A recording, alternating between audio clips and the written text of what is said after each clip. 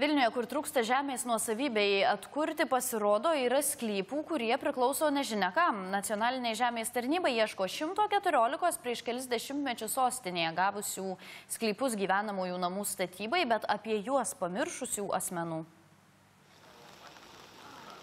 Vilniaus pakraščiuose gausu individualių namų kvartalų, greta ir tušti sklypai, kai kurie jų parduodami. Už arą, pavyzdžiui, Tarandėje prašoma 5 000, Trakų Vokėje Pagiriuose, Grigaičiuose prie Naujosios Vilnius 3 000 ar kiek mažiau eurų.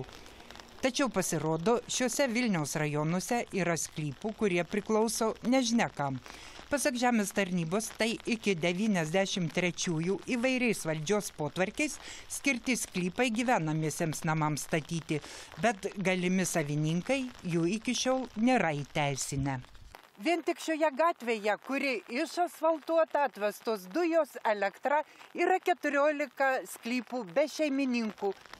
Žemės tarnyba ieško 114 Vilniuje sklypus gyvenamųjų namų statybai gavusių, bet apie juos pamiršusių asmenų. Tik apie 30 asmenų yra žinoma, kurie galimai turėjo tos sklypus, jiems buvo suformuoti tie sklypai.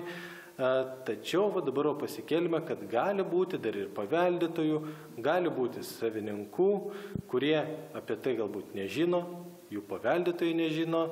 Ir mes dabar norime kreiptis į visuomenę, pateikite iki lapkričio 1 dienos savo nuosavybės dokumentus.